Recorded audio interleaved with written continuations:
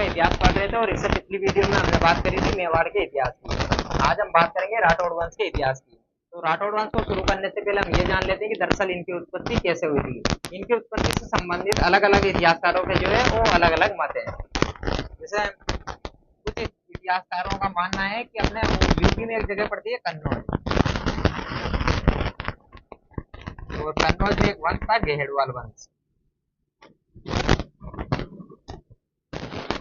तो कुछ इतिहासकारों का मानना है कि जो राठौड़ है ये कन्नौज के गेहड़वाल वंश से संबंधित है और गेहड़वाल वंश से इनकी उत्पत्ति मानते हैं। लेकिन कुछ इतिहासकारों का मानना है कि ये दक्षिण भारत के राष्ट्रकूट वंश से संबंधित है। हम जानते हैं कि दक्षिण भारत में एक वंश था राष्ट्रकूट वंश। इतिहासकार इनकी उत्पत्ति जो है वो दक्षिण भारत के राष्ट्रकूट वंश से मानते हैं। जैसे राठौड़ों की राजस्थान में जो है वो 3 बड़ी रियासतें थी, जोधपुर,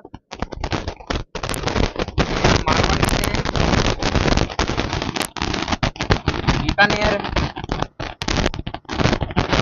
किशनगढ़। ये राठौड़ों की राजस्थान में 3 बड़ी रियासतें हुआ करती थी। सबसे पहले हम बात करेंगे जोधपुर या मारवाड़ के राठौड़ों की।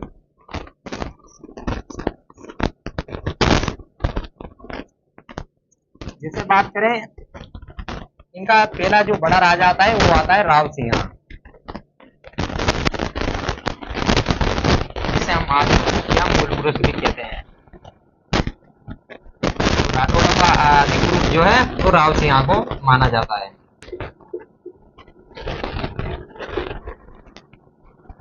कहते हैं कि ये 1240 में जो है वो मारवाड़ में आया था और पालीवाल ब्राह्मणों की सहायता के लिए यहाँ पर आता है।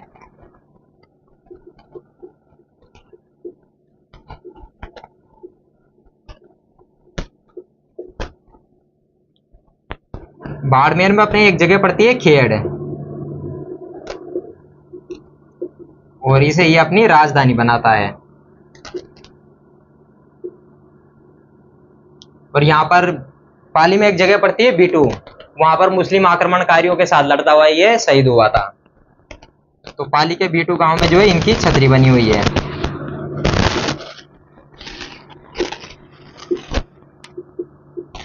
तो राठौड़ा का आदि पुरुष जो है वो राव सिंह को माना जाता है। राव इनकी उपाधि होती है, ये इनकी उपाधि थी। और 1240 के आसपास ये पालीवाल ब्राह्मणों की सहायता के लिए यहाँ पर आता है। खेड़ बाड़मेर में एक जगह पड़ती है, खेड़ इसको अपनी राजधानी बनाता है। और पाली में एक जगह पड़ती है बीटू, यहाँ पर ये मुस्लिम आक्रमणकारियों के साथ लड़ता हुआ शहीद। उसके बाद अगला राजा आता है धुवड़। जैसे बात करें धुवड़ की, तो ये कर्नाटक से अपनी कुलदेवी माता की मूर्ति लेकर आया था, और इनकी कुलदेवी थी नागनेची माता।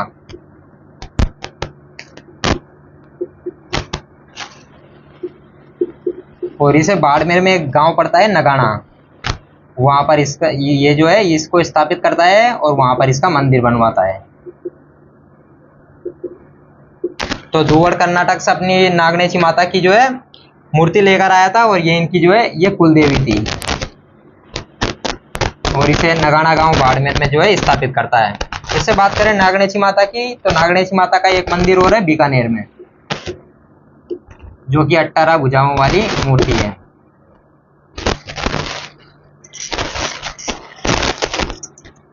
इसके बाद अगले राजा आता है मल्लीनाथ जी। अगले जो बड़े राजा हैं वो है मल्लीनाथ जी।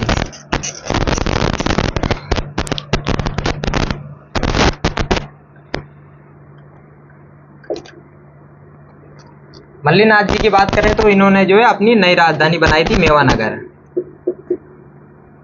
पहले राजधानी थी इनकी खेड़, इसके बाद मल्लीनाथ जी अपनी नई राजधानी बनाते हैं मेवानगर। मल्लीनाथ जी के समय में मालवा का गवर्नर हुआ करता था निजामुद्दीन।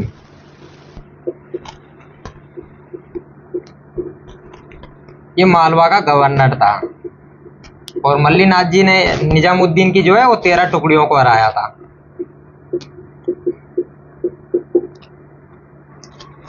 जैसे बात करें मल्लीनाथ जी की, तो इनकी पत्नी थी रूपा दे, जो कि एक लोक देवी थी। और इनके प्रभाव में जो है इनकी पत्नी रूपा दे थी, और इनके प्रभाव में आकर मल्लीनाथ जी भी जो है ये संत बन जाते हैं। और 1399 में जो है मारवाड़ में कीर्तन करवाते हैं, हरि कीर्तन करवाते हैं। तो मल्लिनाथ जी ने अपनी नई राजधानी बनाई थी मेवानगर, और इसके समय जो मालवा के जो गवर्नर थे निजामुद्दीन, इनकी 13 टुकड़ियों को जो है इन्होंने हराया था। और इनकी पत्नी थी रूपादे, जो कि एक लोक देवी थी, और इनके प्रभाव में जो है मल्लिनाथ जी ये संत बन गए थे, और 1399 में जो है मारवाड़ में हरि कीर्तन करवाते हैं। जैसे बात करें मल्लिनाथ जी की, तो इनका जो है वो तिलवाड़ा में मेला लगता है।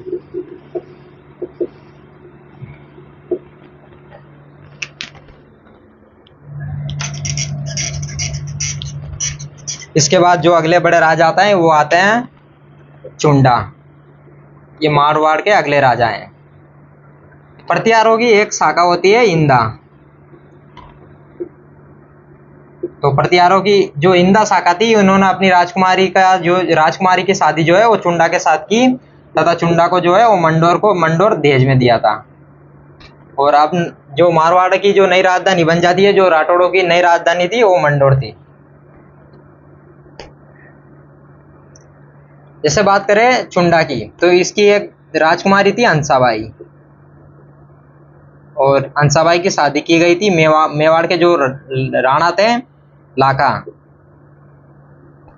तो मेवाड़ के राणा लाका के साथ जो है हंसाबाई की शादी की गई थी। चुंडा के जो है वो 2 बेटे थे। बड़ा बेटा था रणमल और छोटा बेटा था कान्हा। तो रणमल ने जो है वो अपने बड़े बेटे रणमल को जो है वो राजा नहीं बनाया था, और राजा बनाया था छोटे बेटे कान्हा को। लेकिन बाद में जो रणमल था वो मेवाड़ की सहायता से जो है राजा बनता है, और बाद में 1438 में इसे बारमली की सहायता से मरवा दिया जाता है। इसके बाद हम बात करेंगे राव जोधा की।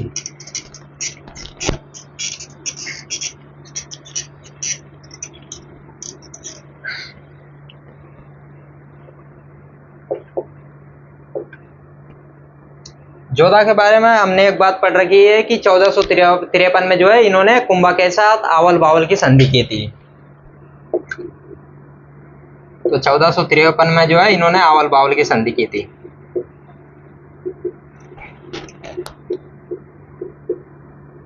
और ये संधि हुई थी, एक तरफ थे जोधा और दूसरी तरफ थे कुंभा।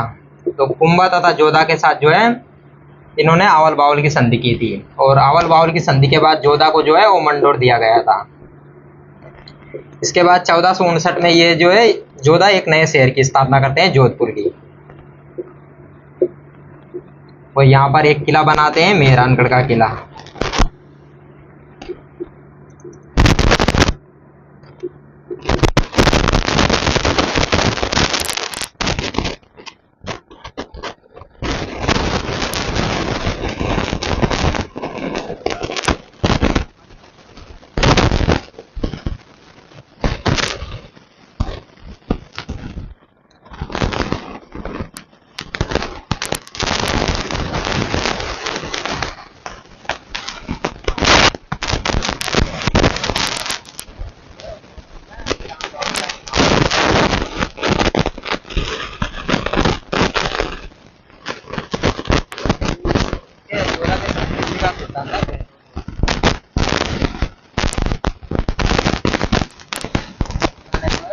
सुल्तान बेलोर लोधी को जो है हराया था।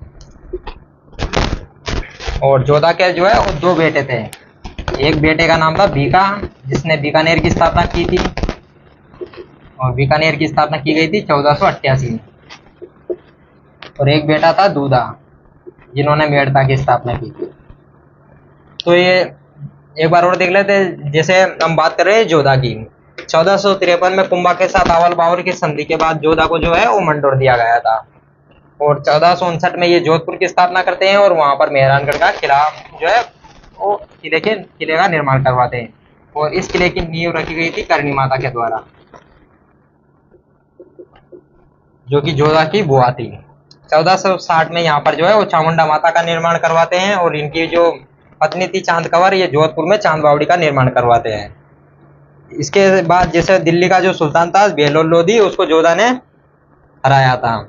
इसके बड़े बेटे बीका ने बीकानेर की स्थापना की थी 1488 में, और छोटे बेटा जो कि दूधा थे उन्होंने मेड़ता की स्थापना की थी। इसके बाद हम बात करेंगे मालदेव की।